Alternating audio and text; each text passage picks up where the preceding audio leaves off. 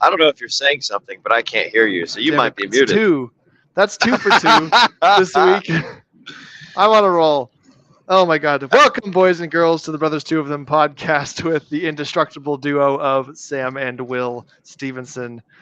We're here to bring you guys some very important emergency news related to what you're going to hear when we talk about it. So, on that note, Will, how are you doing this week, my brother?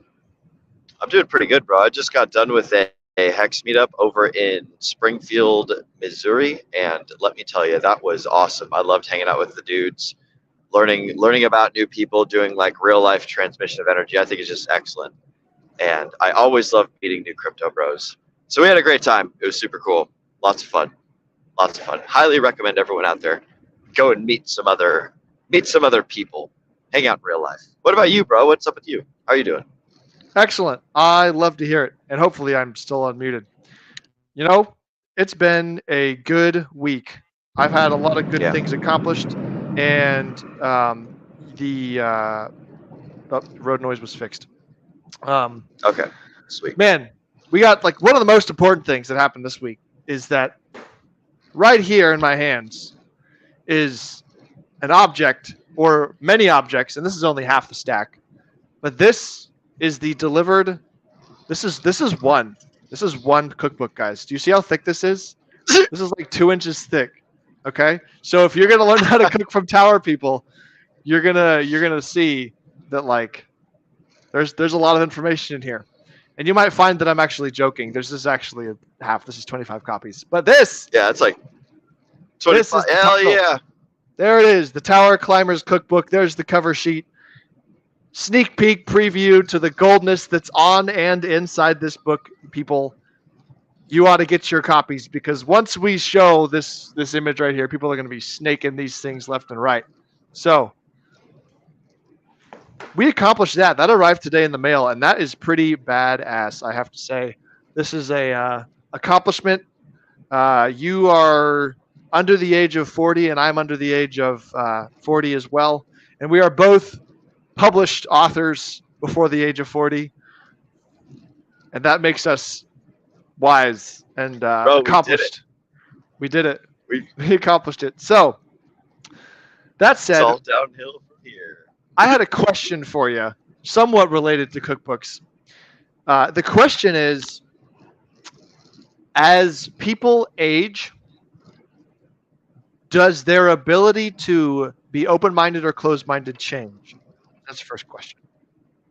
What are your thoughts? Yes. Okay. Yes, that's all. No.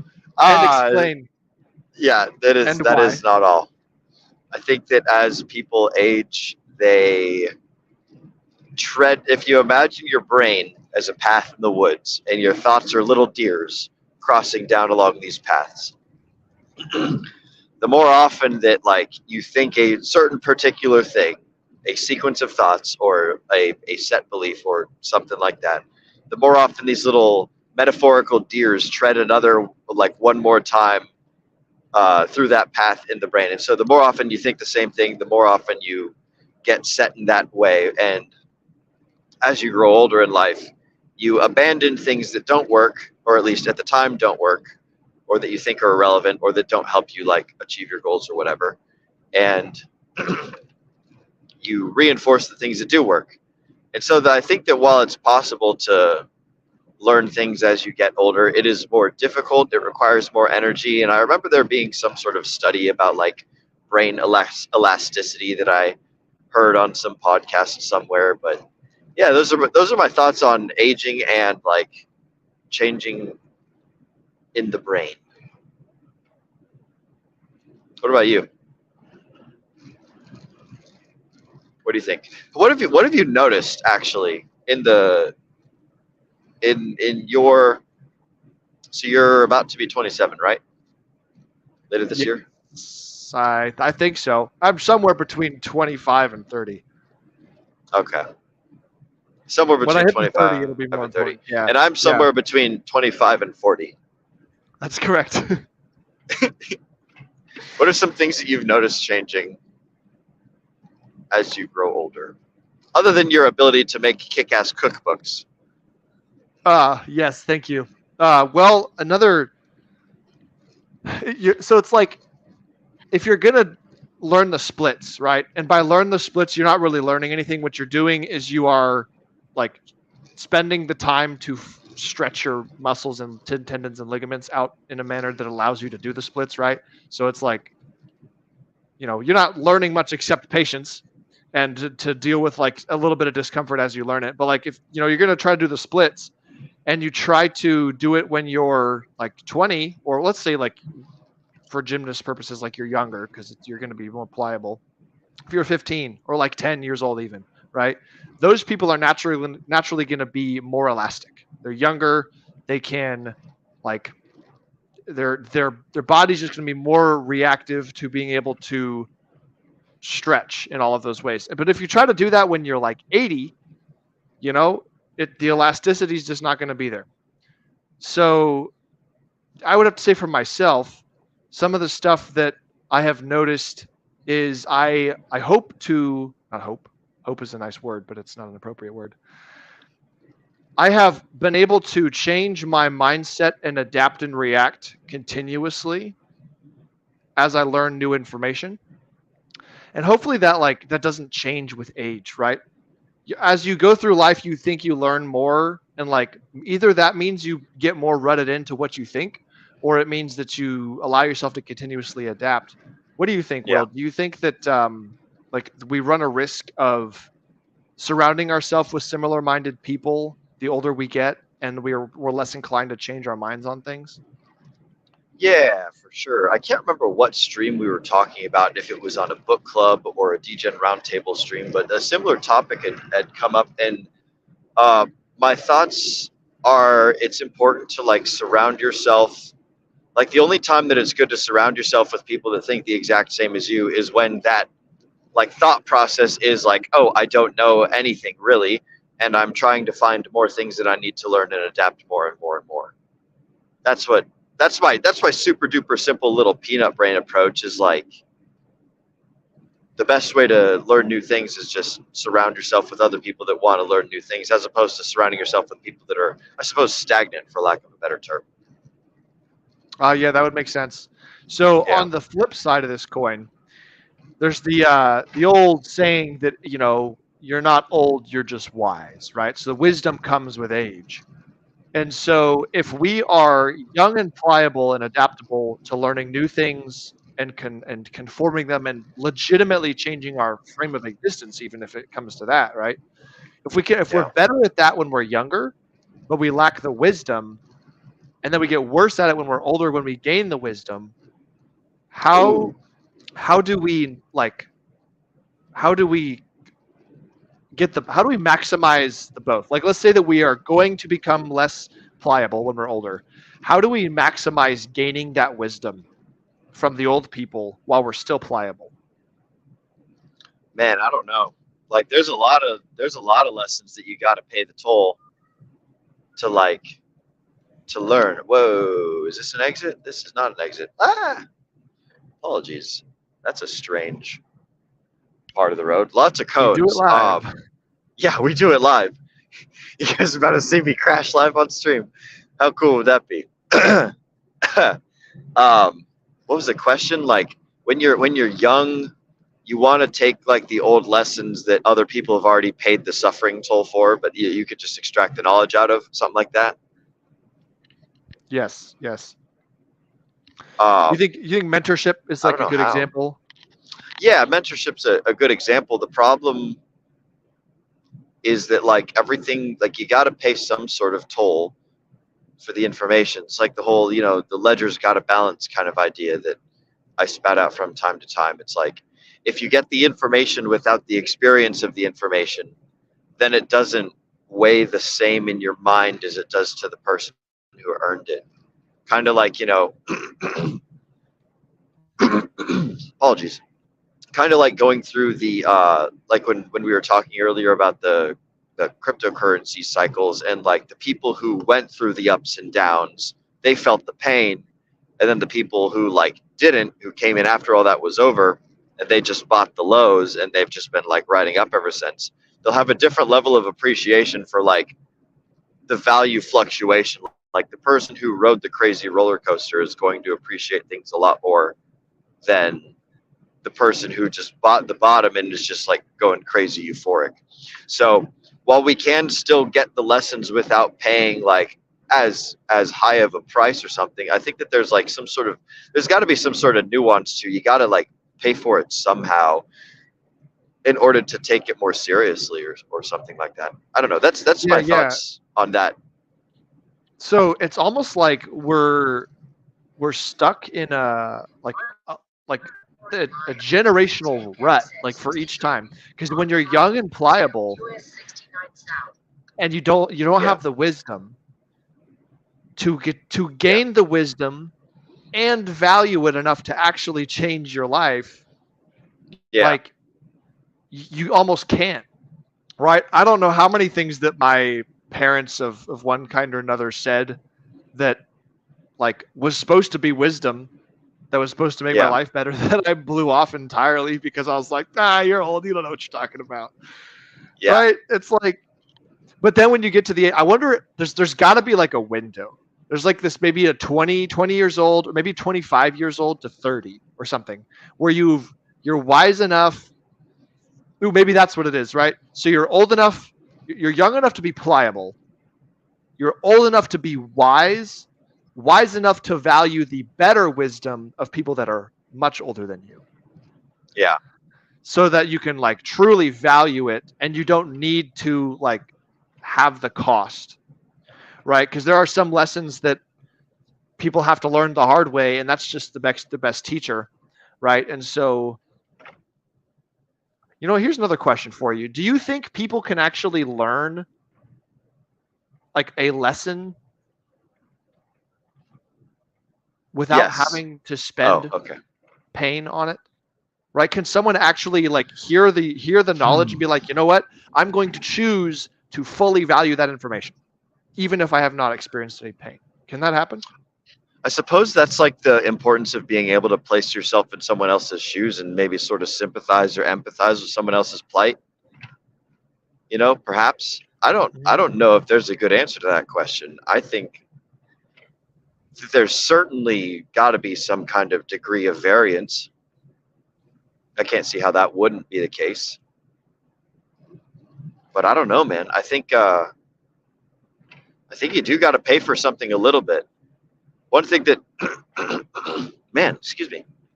When you were talking about young people like disregarding older people's advice, like the first thing that pops into my mind is basically marriage. I think of how many other like young people get married and they're around like old people that are always like, oh, marriage is just a silly thing to do, or I'll never get married again, or whatever. You hear dudes on like their 4th, 5th, and 6th marriages like complaining about how horrible life is, and then like young people like, this time is different, I'll figure it out, and then like they generally fall down the same path as everyone else before them. The hubris of our youth kind of deal. Yeah. I think that's a common example, but like to more directly answer your question, I think that people do have to pay they got to pay some sort of tax. There's got to be some sort of offset to the lesson. I don't know what that might be, but that's my idea anyway. What do you think?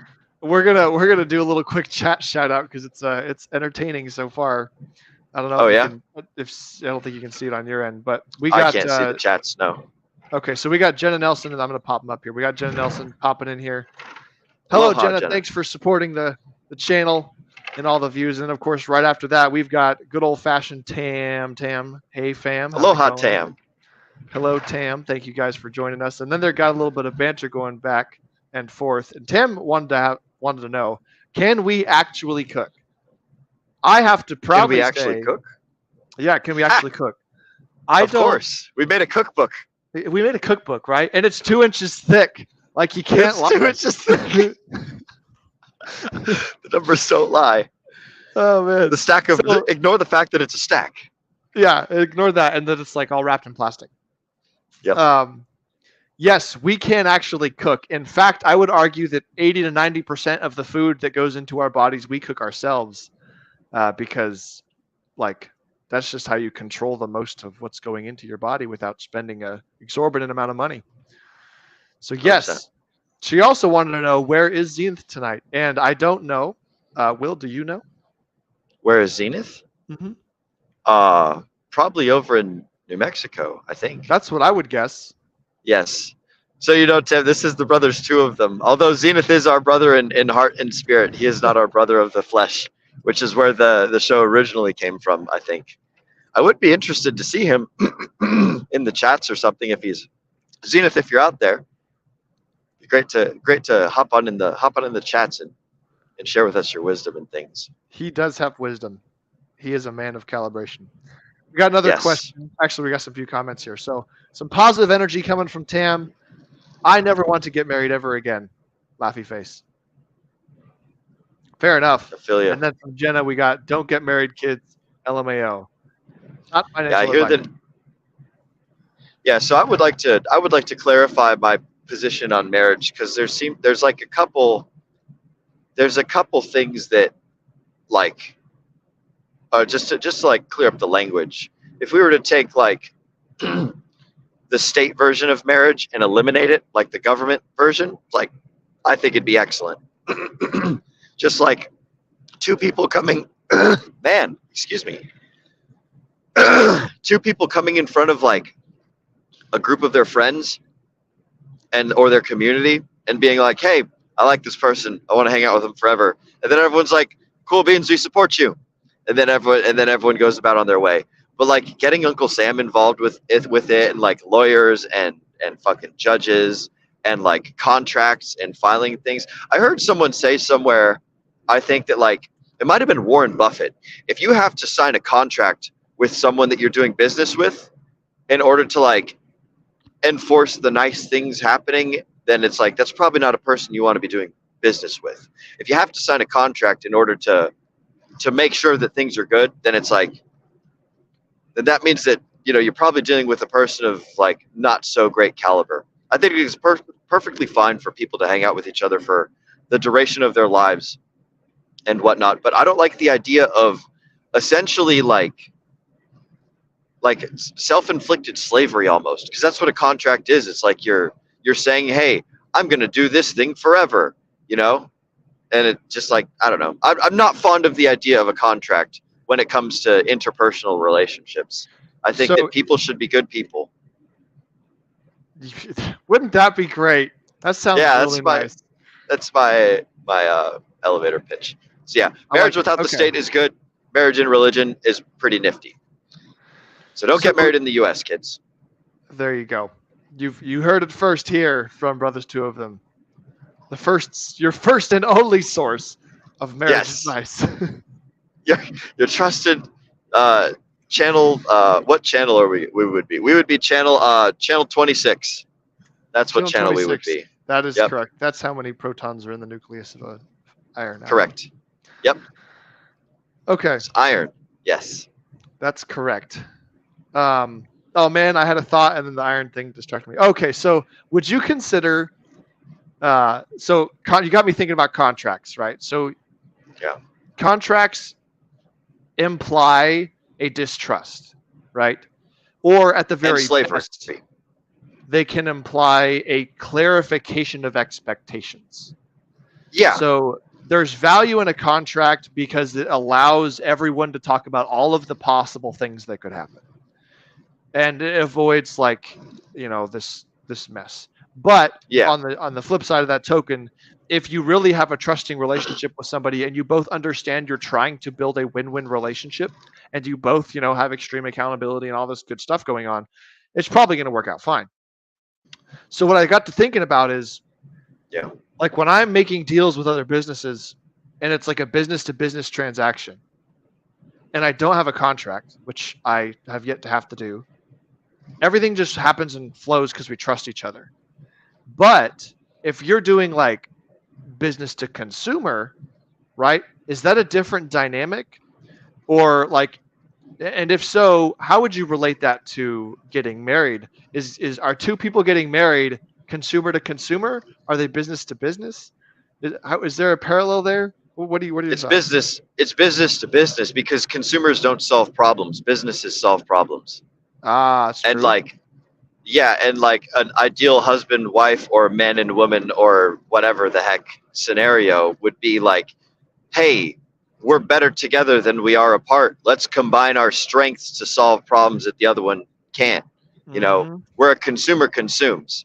I think that marriage almost makes it a business consumer relationship rather than a business business relationship in the United States when you have one entity that like basically gets financially wrecked by another entity, you Yeah. know, where one is extracting value and one is producing value.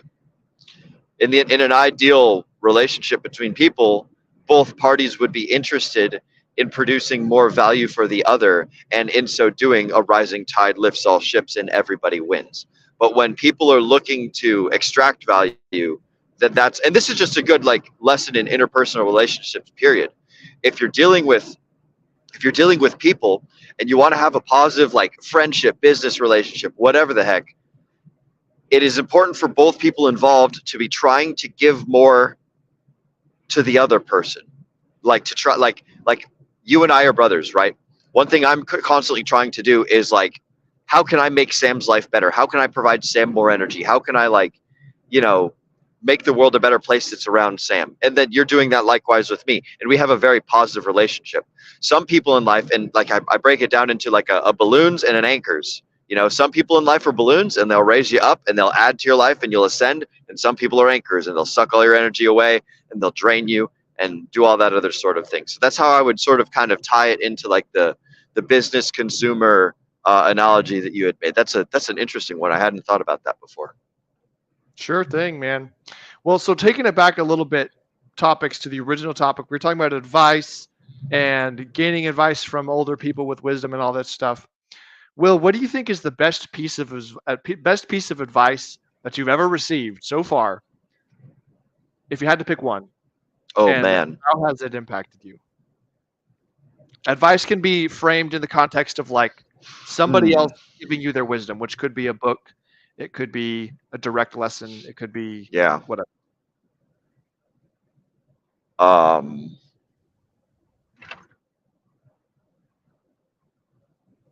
I suppose the concept of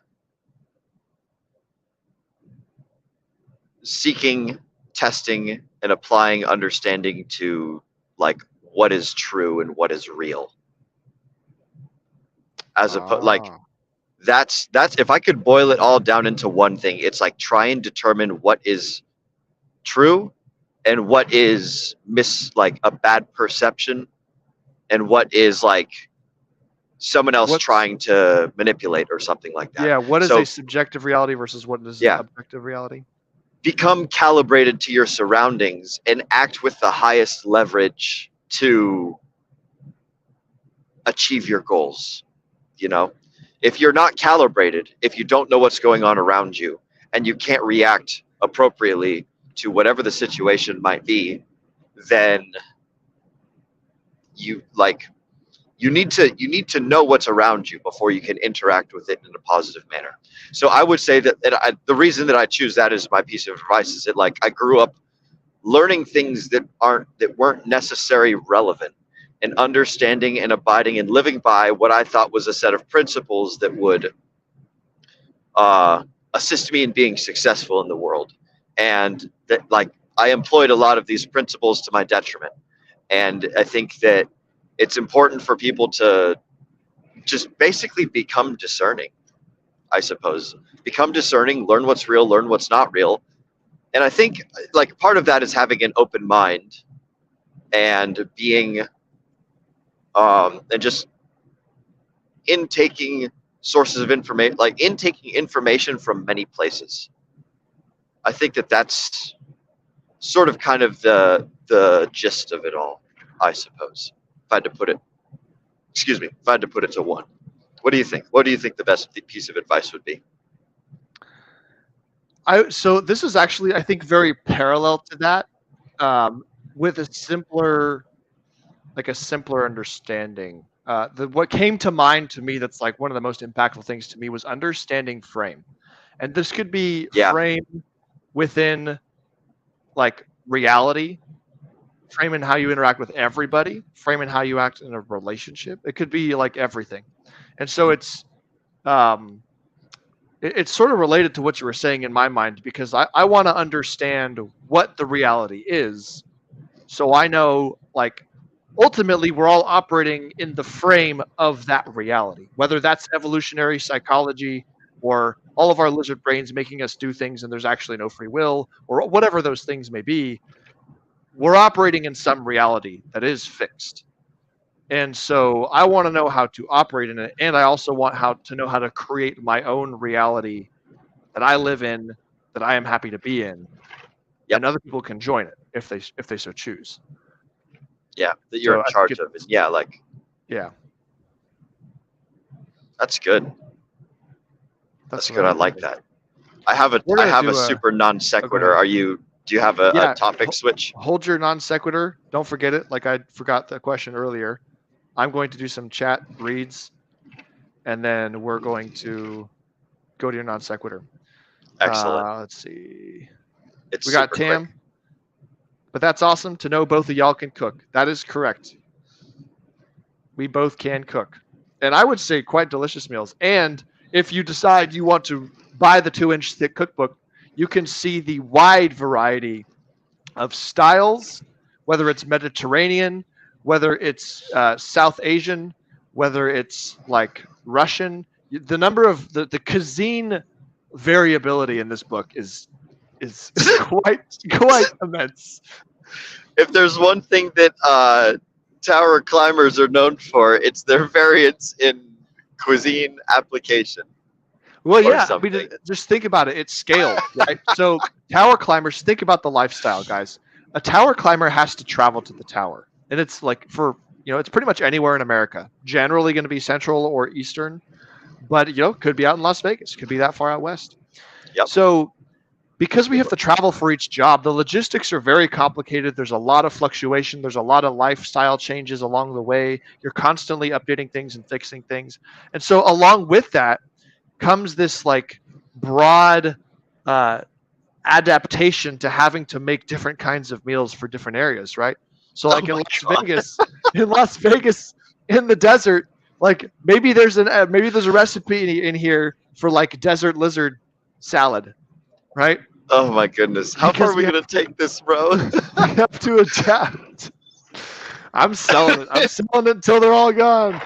You're selling it. This is good.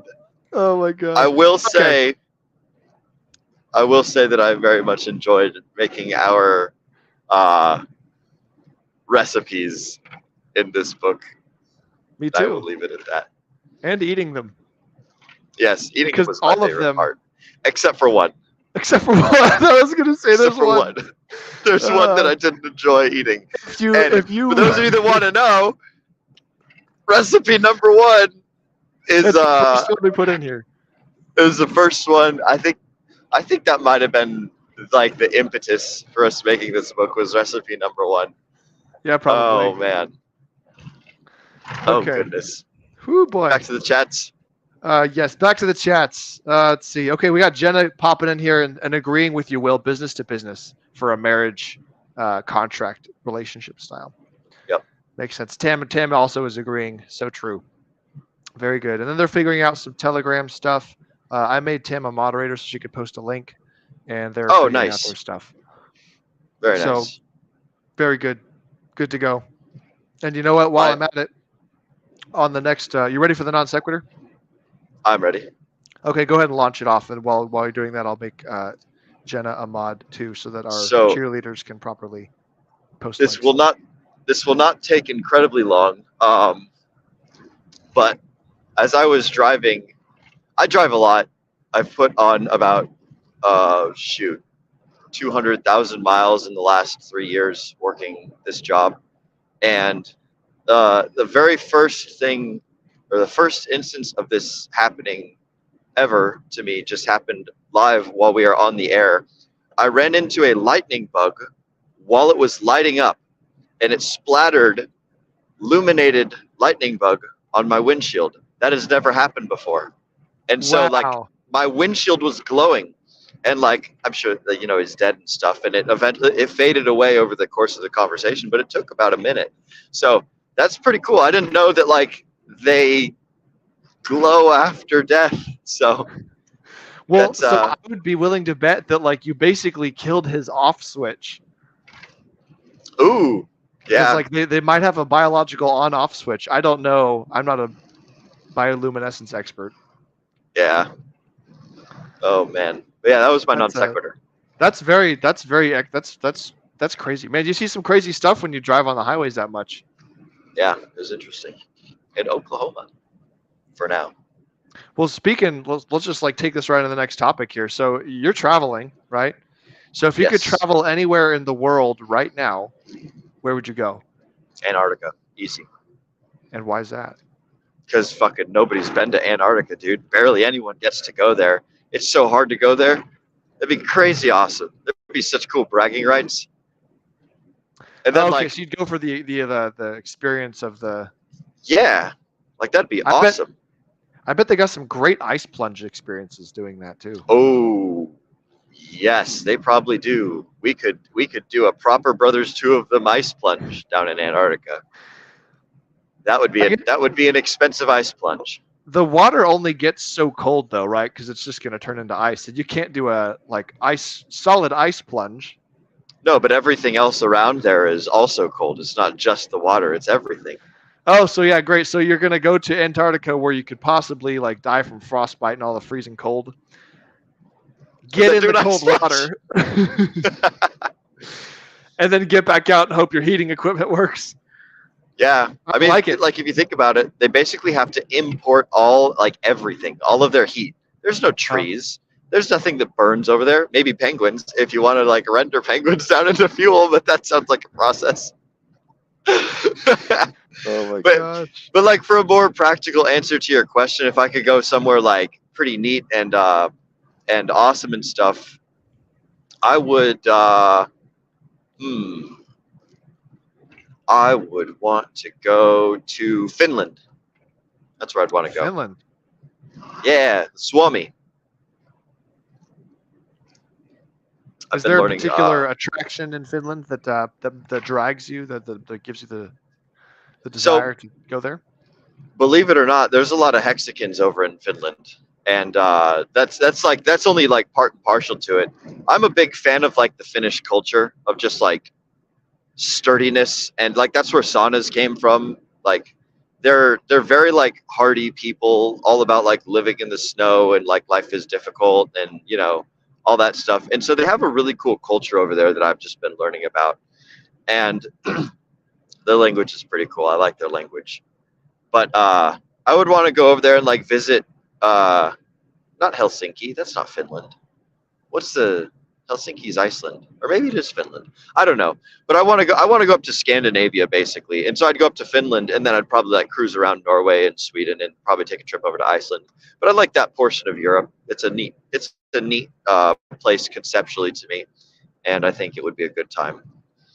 As far as like practical countries, it'd be cool to go to Greece again. I had a great time over on the island of Crete when we stopped there for like my time back in the military.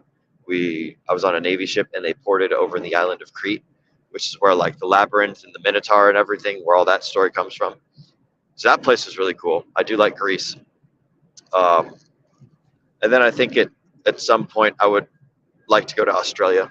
So those are some cool places on the list. What about you? Where'd you go? Well, I would probably have to say, well, you mentioned Switzerland. Did you mention Switzerland? Was it No, in your not head? Switzerland. Okay, Our mother's that's been what I to was thinking. Switzerland. That is very cool. Well, if she's been there, then I've kind of been there in my Yeah. genetics, sort of. Yep. So that'd be kind of cool, Switzerland. Oh, we got a chat here from Jenna. She says no Australia has giant spiders. Good. So presumably don't go to Australia. I mean, that sounds pretty cool. I was gonna say I saw the word Australia and I was like, man, that'd be kind of a fun place to go. Yeah. Like the wild is just like everything tries to kill you and it's huge. Like that sounds like a great It's a adventure. good test. Exactly. Yeah. Great Yeah, yeah. adventure. Not for the faint of heart. Yeah, throw on some like bear skin pants and like grab a spear and just like go out there and see how far you can That'd make be it. like the opposite of the difficulty of Finland, like the crazy cold versus like the outback. You know. Yeah, that's true. Very good, very good. Will, what do you think? This is sort of a non sequitur, but I got to thinking about like Australia versus Finland and like the contrast there. What do you think are some of the contrasts between you and I? What are some similarities or what are some differences, you know, between our personalities, and like how do you think that makes us more functional as Well, in our brother relationship? the joke that I would always tell you, I don't know if we ever said this on air, but what I would tell you when we were around is like, uh, I'm more like slow and methodical and deliberate, and you're more like fast paced and like immediate, like hard charging and stuff like that.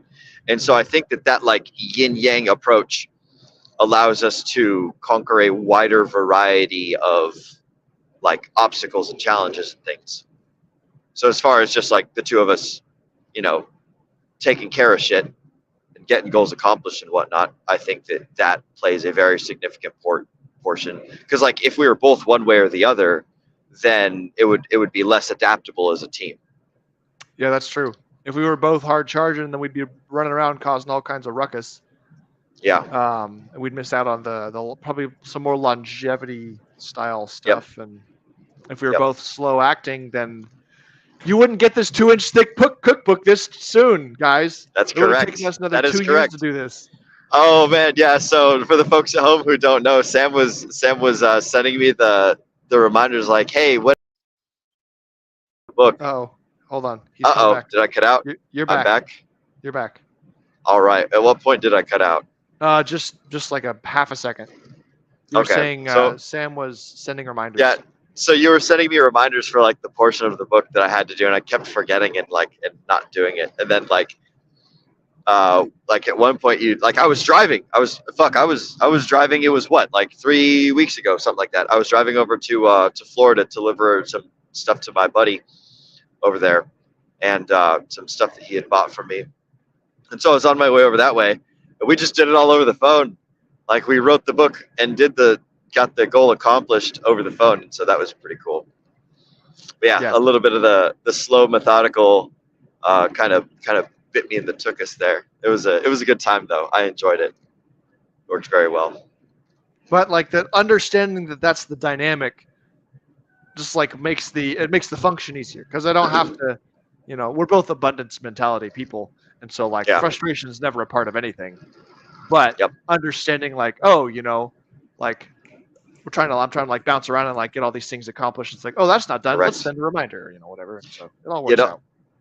Now that I think about it, when we were doing towers together, it was the opposite. I was the more quick one, and you were the more slow, methodical. And that's more of a Yes. function of the danger of working at heights.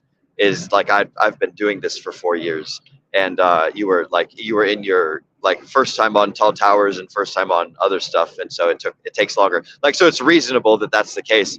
But that was like the only time where the dynamic had flip flopped. Is like I was moving around on the tower, and like doing things that other people would think are crazy, but it's like it's quite safe when done properly. But it looks funky, right? And then Sam, you were like moving from one place to another when you're not used to working at heights is very, very uncomfortable, should we say. Yes, And you it's, tend to be very deliberate when you place a foot on something and you take a hand off of something and put it on something else. When you're 1,500 foot in the air. Yep. You tend to be, especially Yep. when you get to the point that like people might allegedly remove both safeties and to move faster, and there's nothing keeping you on the tower except your hands or Yep. your feet. So Yep. that was a good time, and that actually makes me think a little bit about that dynamic, right? So, like, it was part of when you're working on towers, when like, especially in my case, because I was the least experienced in the group between you and Levi, And because you guys were more experienced, you understood the process and the targets and like what was to be accomplished along the way, like as we're doing the work.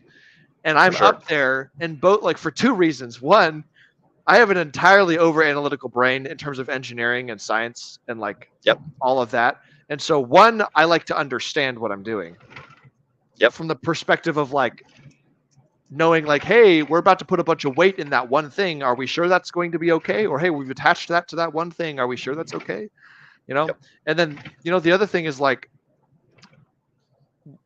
wanting to understand this, and this is like pretty universal, I think, for a lot of people, is that if I need to do a task of any type, I want to understand start to finish what the task is supposed to entail. And inside that frame, I could say, okay, cool, that's what I'm responsible for. So I'm going to like sort of reorder these things, do these in a certain way, so I could probably maximize efficiency and like just do it the way that works for me. And part of what's difficult about the tower stuff is that my particular role is like as the technician up there who's like, we're just trying to all accomplish kind of the same things with different levels of experience. Not seeing the bigger picture or understanding all the steps in between also slowed me down considerably when up there. Cause like not only am I like 1,200 feet off the ground, not attached to very much and just kind of holding onto a tower and need to get from here to there. But I also don't understand, well, Will's about to go from here to there, and Levi's about to go from here to there. We're about to do this thing with a rope and pull this thing from here to here, and someone's going to have to be over here. So, yeah, that's interesting. I'm wondering someone about, like, the other projects we've done together. Like, you've helped me install a wood beam in someone's, like, residential project.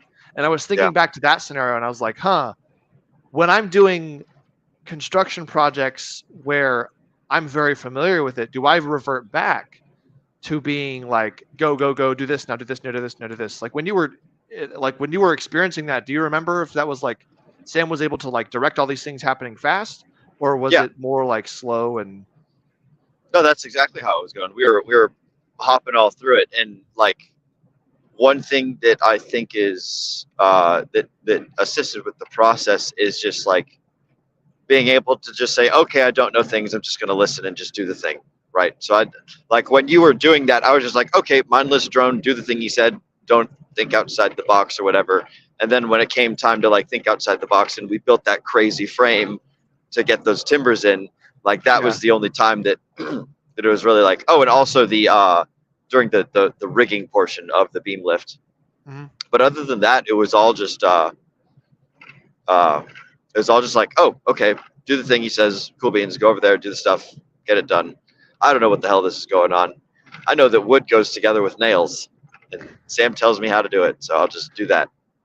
Excellent. Well, man, that's a very valuable switch to have, especially if you're someone who like is potentially used to being maybe higher up in a hierarchy of labor or whatever you want to call it, right? If you're used to being someone who's controlling the actions of other people, typically, like it's kind of like the stream we were talking about the other day. Like if the janitor like quits or shows up to work, and you got a team of people and you've got 3 floors of toilets to clean, it's very helpful for the guy on the top to be able to say, I'm going to switch off the manager position and go be like, hey, here's how to clean a toilet. And you're like, do the thing. And you're like, nope, I'm in the do mode. I'm not in the like think and analyze and direct mode.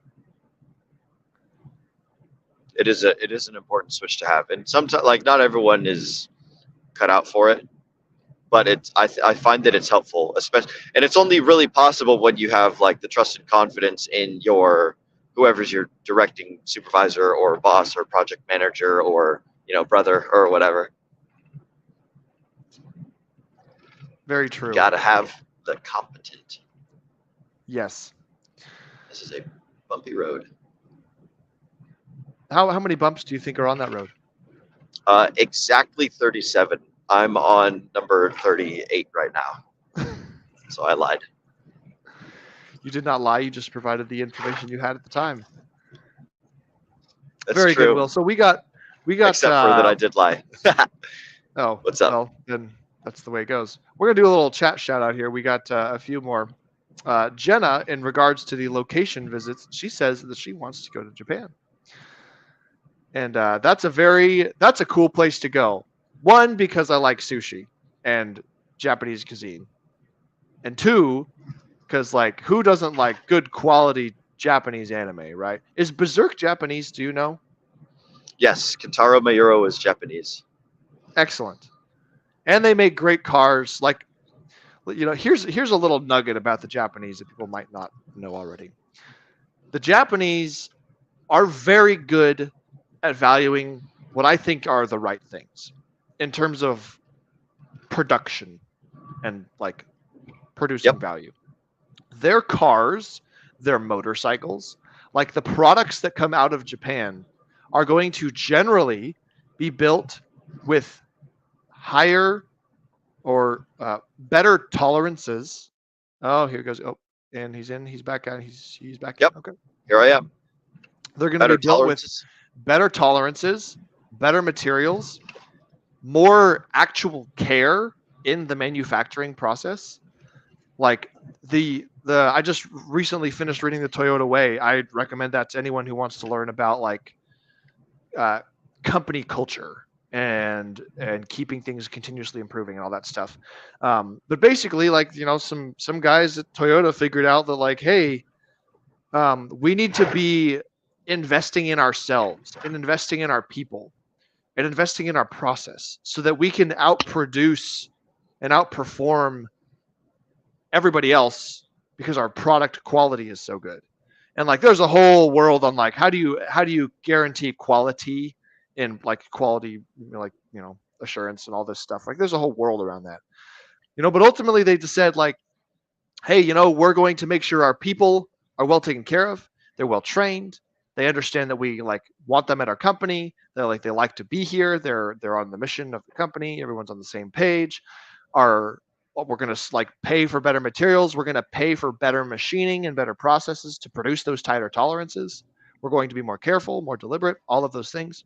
And like culturally that came about because of the pressure Japan was under after essentially being sort of destroyed and having to produce like it's also a small island compared to like the landmass that's like America, right? So in terms of population and variability, they had to be able to produce the right amount of products for their market. And because their market was relatively small, they had a wide variety with small quantity.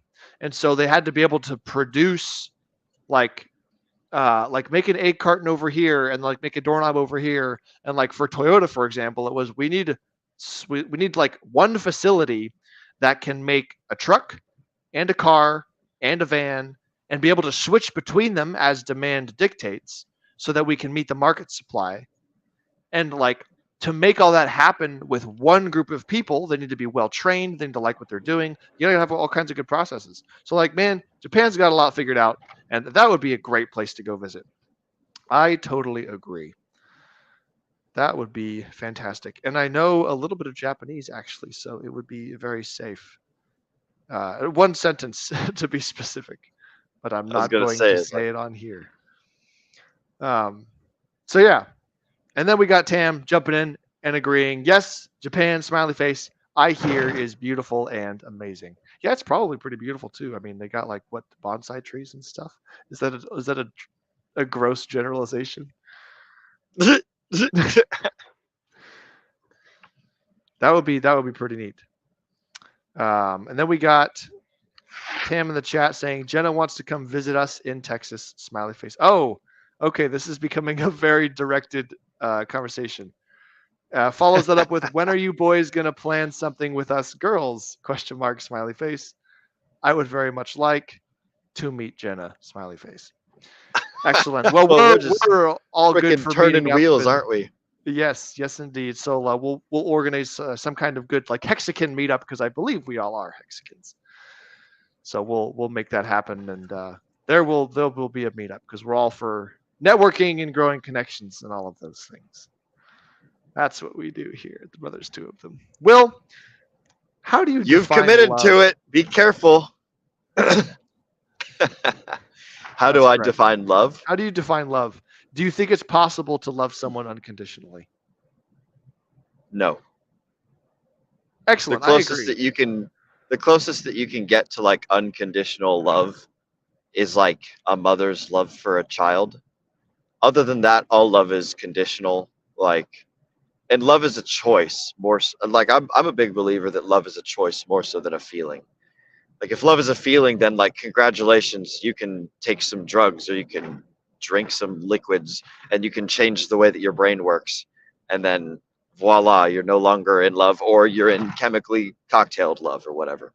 I think that love is the active choice of, like what I was saying earlier, trying to make other people's lives better. I think that that is the expression of love, is trying to um, so there's expression and there's interpretation, right? The expression being like the attempted sending, and then the interpretation being the receiving. So all that I can do as a sender is control, like uh how I try best to send acts of love towards other people. I can't control how they receive it, but what I can do is I can, as a theoretically good communicator, is I can try and read a person to determine what is the best mechanism by which they will, feel loved and appreciated. And like it's pretty consistent. It's like people want to feel good. So that's thing number one. You just got to figure out what you got to do to make them feel good. And then thing number two is like helping them achieve whatever their stuff is. So to answer your question, no, I don't think that love is unconditional. I think that we can get kind of close to it with like the genetic predisposition for moms to like have just like crazy irrational love for their children, um, as like a function of like our ancient ancestral lizard brains, like that we haven't evolved out of. Not that it's a bad thing; it's a great thing, but we haven't like moved past that chemical cocktail being beneficial. So does that answer your question? What do you think? Yeah, so that makes me have another like a reframe of the question, because you mentioned something in there that was very interesting in the perspective of like that you should not, or like love shouldn't be founded in feel good emotion, right? Did I understand that correctly? Yeah, like the chemical cocktail. So like you can do things for other people that make them feel good, but the act of doing things is the love more so than the feel good chemical that you experience. The feel good is an indicator that the action was a success. That's what I would say. You know, if if you have actions that are ineffective and there is no feel good chemical, then you need to adjust your actions as a sender. And like if there is the feel good is the result, it's not the impetus, it's not the start, it's not the beginning, it's not the thing that we can control. We can control the actions, we can't control the chemical cocktails, right? We can do our best to try and interpret the chemical cocktails, but like sometimes you need to do things for people that like it's like some sort of delayed gratification type thing where you have to stave pleasure now for gain later or something like that. Does that make sense? Yes. Do you think that all of us being subject to our lizard brains on some level removes the like action portion or the free will portion, right? So like love being defined by like instead of this emotionally based thing, it's like it's a function of being able to meet the other person's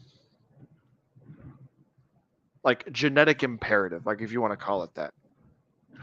So Can you shorten the question? biological imperative. Yeah. So if a girl wants to be with a man who has resources, be with a man who provides like security, be with a man who has got good genetics and like meets general like a general batch of criteria that like makes him attractive to her, Yeah.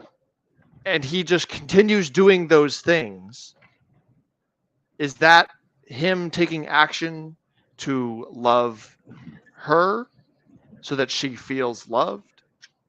In a sense. You have to And you if have to be a so, lovable person before you can be loved. And the mm, act of meeting those criteria is like being a lovable person. If I'm someone that other people find unattractive, then it doesn't matter how much love I want to send their way. If they're not interested, then they're not interested. So like meeting those, putting those checks in the boxes is like, at the very least, it's step one. Some people, it might be enough for it to be like step 2, 3, and 4, whatever. But like I would say that that's the baseline. Is that kind of what you're asking? I think so. Yeah. What were your thoughts? Well, I was just wondering, like, okay, so it sounds like the act of like let's the act of me going to the gym. Let's say I'm going to be in a long-term monogamous relationship with somebody. The act Yeah, of me going to the gym is an act of love because I am taking action to do something that's both better for me and it happens to be better for them because then I'm going to be yeah, hot, right? sure. So, like, if that's the case, then is it fair to say that we should just define love with meeting the other person's like desires for like their lizard brain desires? I Are you following? would, yeah, I'm following. I would say that it would, like, I wouldn't frame it as a standard of love to like go to the gym to make yourself look better so that way you can like attract someone else. I would say that that's just like the baseline of exercises that you need to conduct in order to like take it one step further. You know, I would say that's like the start point. It's not the finish and it's not the middle material that makes the difference, like the meat and potatoes of the thing in question, which is love. Like I don't think that going to the gym, I think that going to the gym is the beginning of the journey down the path, something like that. Mm. Going to the gym, learning how to, you know, eat well and be socially calibrated, obtaining resources, making like the whole money muscles game frame, right?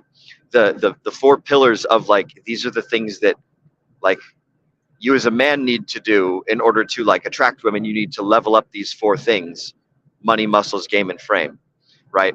And like those are just for the folks at home who are just listening to this the first time you've heard it. It's not like literally money, literally muscles, literally game, and literally frame. It's the idea of money being the ability to acquire and like to continuously acquire resources, whether it be like finances, whether it be like sticks in the woods for fire, whether it be like, you know, promotions at work or anything.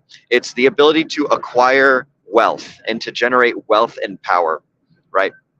Muscles is just like general physical attractiveness. Does the person smell good? Do they look good? Do they like are they pleasant on the senses? Like we all know what an unpleasant person looks, sounds, feels, and smells like, right? Are they a person that is that has like an aura that like other people want to be around them because they are like visually and audio and smell attractive, all that stuff. So that's the muscles portion. We call it muscles because it rolls off the tongue real well. The game is like the ability to be social and calibrated when around both men and women in like different socioeconomic positions. So like, can a person, you know, be respectful to the president of the company and bullshit with like the blue collar guys on the ground floor, and then just after that go and like hold and comfort like a crying baby, and or you know like give grandma like a nice warm hug or something or whatever, right? To be calibrated in every situation, but specifically to the point where it's like that's something that's like the ability to read the room and interpret body language and things like that. That's the game part, and it like the specific focus is like in dealing with women. Like, do you know, like, can you interpret what women want without having to hear them like literally tell you directly? Can you infer the meaning? Can you play the subtle nonverbal communications game? And then frame, the last one, is just like firmness of character and resolution, like what you were talking about earlier.